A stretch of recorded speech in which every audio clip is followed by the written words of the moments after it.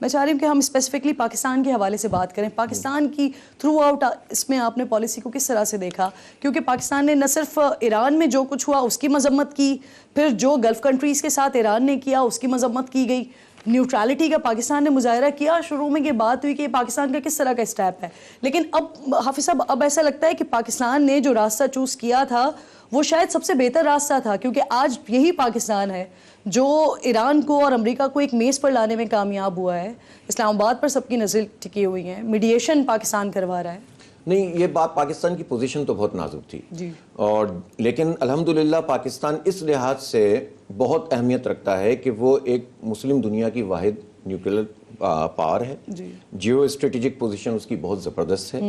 اور وہ سب سے اپنے پورے وقار سے بات کر سکتا ہے. مجھے لگتا ہے کہ یہ تو ٹھیک ہے کہ ہم نے ایران کا ساتھ دیا اور ایران کے لوگوں نے بھی ہماری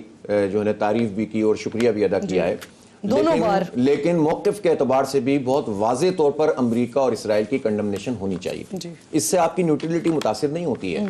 حق بات تو آپ کو کہنی پڑے گی. اور آپ تو اب اسرائیل کی طرف سے بیانات دیکھ رہے ہیں, ان کا ہدف تو پاکستان کا نیوکلیئر پروگرام ہے. اور ٹھیک ہے کہ ہم اس پر ریئیکٹ کرتے ہیں اور کہتے ہیں کہ ہم بھی دیکھ لیں گے, لیکن بات یہ ہے کہ بات تو سمجھنے کی ہے نا کہ وہ تو ہمیں اپنے دشمن کی فہرست میں رکھتے ہیں. وہ جو امریکی انٹیلیجنس کی رپورٹ سامنے آئی اور انہوں نے جو 5 ممالک کے نام لیے جس میں رشیا اور چائنا اور شمالی کوریا اور ایران اور اس کے ساتھ پاکستان کو بھی شامل کیا اپنے میزائل پروگرام کے حوالے سے, گویا انہوں نے اپنے دشمنوں کی فہرست میں پاکستان کو رکھا ہوا ہے. تو اس غلط فہمی میں کسی کو بھی نہیں رہنا چاہیے کہ ڈونلڈ ٹرمپ سرل اچھے دار باتیں کر کے ہم ان لوگوں کو جو ہے وہ اپنا ہم نوا بنا سکیں گے. یہ ان کی مجبوری ہے کہ وہ پاکستان سے بات کر رہے ہیں. تو اس لحاظ سے تو پاکستان نے اچھا کام کیا. پاکستان نے جو اچھا کام کیا وہ یہ ہے کہ اسرائیل اپنا جو ایران اور سعودی عرب کے درمیان جو غلط فہمیاں تھیں ان کو دور کرنے کی کوشش کی ہے. میں سمجھتا ہوں کہ یہ بہت اہم بات تھی, اس لیے کہ اگر سعودی عرب اور ایران میں کوئی چپقلش بڑی پیدا ہو جاتی تو یہ بہت نقصان دہ بات تھی. تو اس میں پاکستان نے بہت اہم رول ادا کیا. اور یہاں پر حافظ صاحب سعودی عرب کا کردار بھی بڑا امپورٹنٹ ہے کہ جس طرح سے اٹیکس ہوتے رہے ان کی جانب سے بڑا ریسٹرین شو کیا گیا. دیکھیں سعودی عرب ہو یا اور خلیجی ریاست ہوں, ان کو یہ بات تو بہت اچھی طرح سے سمجھ میں آ گئی ہے کہ اب ہم امریکہ کے اوپر انحصار نہیں کر سکتے, اور جو غلطیاں ہو گئی ہیں وہ ہو گئی ہیں. یہ ہماری اپنی نا اتفاقیاں, یہ ہماری اپنی لڑائیاں, ہماری اپنی پراکسیز ہیں جس کے نتیجے میں آج ہمیں یہ حال دیکھنا پڑا ہے. لیکن اب یہ بات سب کو سمجھ میں آ رہی ہے کہ جو اسرائیل ہے وہی در حقیقت اسی کا ایجنڈا آگے بڑھ رہا ہے. اس لیے ہم یہ سمجھتے ہیں کہ پاکستان نے اچھا رول ادا کیا, سعودی عرب نے بھی اس مرتبہ ذرا جو تحمل کا مظاہرہ کیا, اور ایران کی طرف سے بھی اگر دیکھیں ایران نے ایک بات تو بہت واضح کی تھی اور اس نے کہا تھا کہ بھئی دیکھیں جہاں جہاں امریکی اڈے ہیں, جب امریکہ ہم پر حملہ کرے گا تو ہم امریکہ پہ تو بمباری نہیں کر سکتے نا, ہم تو ان کی فوجیوں پر ان کے اڈوں پر ریٹیلیٹ کریں گے. تو وہ کام انہوں نے کیا ہے. تو میں سمجھتا ہوں کہ یہ ایک ایسی پوزیشن تھی ایران کی کہ جس میں ظاہر ہے کہ وہ بھی اسٹیک پہ لگا ہوا تھا. آپ نے کہا کہ یہ سارا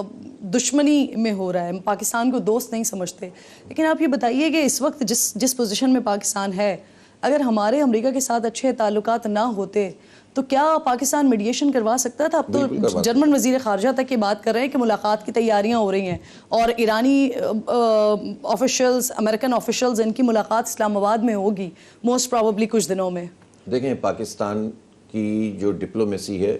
ٹھیک ہے, اگر اس میں اچھا رول پلے کر رہے ہیں, محنت کر رہے ہیں, کام کر رہے ہیں تو چلیں کچھ کام بھی کریں. ماضی میں کافی جو ہے وہ خرابیاں بھی کرتے رہے ہیں. ابھی میں بورڈ جو پیس بورڈ ہے اس پہ بھی بات کروں گا کہ اس میں تو ہم نے بالکل ہمارا ٹوٹل ڈیزاسٹر تھا. لیکن جہاں تک اس بات کا تعلق ہے کہ پاکستان کی کوئی اگر پاکستان کے تعلقات اس نوعیت کے نہیں ہوتے امریکہ سے تو ہم اس وقت کیا کر رہے ہوتے. امریکہ پھر بھی ہم سے ہی بات کرتا, اس لیے کہ پاکستان کی پوزیشن ایسی ہے. پاکستان ایک نیوکلیئر پاور ہے, پاکستان کی جیو اسٹریٹجک پوزیشن ہے, پاکستان چائنا کا پکا دوست ہے, پاکستان کے پاس ٹیکنالوجی ہے, پاکستان کے پاس ہیومن ریسورس ہے, پاکستان کے پاس منرلز ہیں. تو پاکستان کو کوئی اس طرح سے نظر انداز کر کے خطے میں کوئی کام نہیں کر سکتا. اس لیے یہ بات اگر پاکستان کے حکمرانوں کی سمجھ میں آ جائے نا تو انہیں پھر چاپلوسیاں کرنے کی ضرورت نہیں ہے, نوبل پرائز کے لیے اس کو اناؤنس کرنے کی ضرورت نہیں ہے. ویسے بھی ہمارا مقام اس طرح کا ہے. اب یہ ہے کہ آپ کی پوزیشن ہے, امریکہ اس کو کنسیڈر کر رہا ہے. حافظ صاحب کیا آپ نہیں سمجھتے کہ یہ جو آپ باتیں کر رہے ہیں یہ سچویشن بھارت کے پاس بھی ہے نا, نیوکلیئر پاور بھارت بھی ہے, لیکن اگر پاکستان کو چوز کیا جاتا ہے کسی چیز کے لیے تو یہ پاکستان کا کریڈٹ نہیں ہے آپ سمجھتے ہیں؟ ایران کی پاکستان سے تعلق کی جو نوعیت ہے وہ بھارت سے جتنی بھی آپ کی ٹائز ہوں وہ تجارت ہو ایران کی، لیکن بھارت وہ کام نہیں کر سکتا، اور بھارت نے تو جا کر اسرائیل کی گود میں بیٹھ کر کھلم کھلا اعلان کر دیا نا. تو جنگ سے 2 دن پہلے اگر ان کا اسٹریٹجک دورہ ہوا ہے اور وہاں پر جو ہے یہود اور ہنود مل کر یہ اعلان کر رہے ہیں کہ ہم سب پارٹنر ہیں اور ہمارے دشمن بھی بہت واضح ہیں، تو اس سے تو پتہ ہونا چاہیے کہ انڈیا تو یہ رول ادا نہیں کر سکتا کسی بھی صورت میں، یہ رول پاکستان ہی ادا کر سکتا ہے. میں اس موقع پہ کوئی کنٹروورسی نہیں پیدا کرنا چاہتا، اس لیے کہ یہ پورے پاکستان کا معاملہ ہے، اور ہم جماعت اسلامی کم از کم یہ سمجھتی ہے کہ جب معاملہ ملک کا آتا ہے نا تو پھر ہم اپنی چھوٹی باتوں کے اندر تفریق پیدا نہیں کرتے، یعنی ہر وہ کام جس سے ملک کو نقصان ہو سکتا ہے اس سے بچنے کی کوشش کرتے ہیں. اب مجھے یہ فرمائیے کہ ایران جنگ جس آغاز ہوا اس میں، پھر افغانستان کا معاملہ بھی، ایک سائڈ پہ افغانستان کا معاملہ چل رہا ہے، ایک طرف ایران کا معاملہ چل رہا ہے، اس پر آپ کی آج سے تقریباً 15-20 دن پہلے رمضان میں وزیر اعظم صاحب سے بھی ایک میٹنگ ہوئی تھی، انہوں نے آپ کے ساتھ کچھ تفصیلات وغیرہ شیئر کی تھی، مطمئن ہوئے تھے آپ اس سے؟ نہیں، مطمئن تو ظاہر نہیں ہوئے تھے، چونکہ افغانستان کے معاملے پہ ہمیں تشویش ہے بہت. ہمیں معلوم ہے کہ افغانستان کی سرزمین دہشت گردی کے لیے استعمال ہو رہی ہے، اور یہ بات صرف ہم نہیں کہہ رہے، خود جب افغانستان کے لوگوں سے بات کی جاتی ہے تو وہ اپنی بے بسی کا بعض اوقات اظہار کرتے ہیں اور وہ کہتے ہیں کہ بھئی ہم ہینڈل نہیں کر سکتے. لیکن پاکستان کا مطالبہ ان سے یہ کہ آپ کم از کم یہ اعلان تو کریں کہ ہمارا ان سے کوئی تعلق نہیں ہے، اپنی بیعت تو توڑیں آپ کہ جو آپ نے کی ہوئی ہے، اور آپ یہ تو کہیں نا کہ پاکستان ہمارا دوست ہے اور ہمیں مل کر کوئی بات کرنی چاہیے. تو بات چیت کرنے کی خواہش اسی وقت پوری ہو سکتی ہے جب دونوں ملک تحمل کا مظاہرہ کریں. اس سب کے باوجود کہ افغانستان کی طرف سے یہ سب کچھ ہوتا رہا، ان کی سرزمین استعمال ہوتی رہی، پھر بھی پاکستان کو بہت ذمہ داری کا مظاہرہ کرنا ہوگا، اس لیے کہ مسئلہ افغان حکومت اور پاکستان حکومت نہیں ہے، مسئلہ افغان عوام اور پاکستان کے عوام. آپ نے اپنی بات میں خود ہی یہ کہا کہ پاکستان کی طرف سے تو ایک ہی مطالبہ ہے نا کہ آپ کی سوئل ہمارے خلاف استعمال نہ ہو، اور جو وہ دہشت گرد جو پاکستان میں خون ریزی کر رہے ہیں، ہمارے معصوموں کی جانیں لے رہے ہیں، وہ آپ کے پاس جو دہشت گرد ہیں وہ ہمارے حوالے کر دیں. اگر طالبان یا ان کی حکومت یہ نہیں کر رہی ہے تو پھر پاکستان کے پاس کیا آپشن ہے مارنے کے علاوہ؟ دیکھیں، بات یہ ہے نا کہ بات اگر ہم یہاں سے شروع کریں گے تو ایسا ہی لگے گا کہ آپشن کوئی بھی نہیں ہے، لیکن بات اگر وہاں سے شروع ہوگی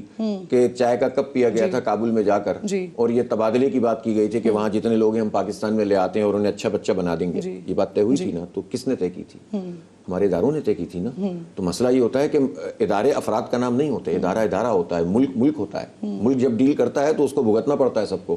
تو یہ تو غلطی تھی نا ہماری. پھر اس کے بعد آ جائیے اس سے پہلے کی پالیسیوں کو دیکھ لیجیے آپ، اس سے پہلے کی پالیسیوں کو دیکھ، یعنی 2001 سے اب تک جو پالیسیاں پاکستان کی طرف سے بنی، اور یہ ہم سے کہا، اس وقت بھی ہم نے کہا سب سے پہلے پاکستان اور ڈالر ملیں گے اور یہ ملے گا اور ملے گا. ڈالر ملے ہوں گے کسی کو، پاکستان کے عوام کو تو نہیں ملے، ہمیں تو 150 سے 200 بلین ڈالر کا نقصان ہوا. اس وقت تک کوئی دہشت گردی نہیں تھی، دہشت گردی شروع ہوئی، را نہیں تھی، را گھس گئی، بلیک واٹر آ گئی، امریکی CIA آ گئی، موساد آ گئی، اور بعض ہم ظاہر ہے ہمیں نام لینا مناسب نہیں ہے، کچھ ایسے ملک بھی آ گئے کہ جو دوستی کی آڑ میں ہمارے ساتھ دشمنی کرتے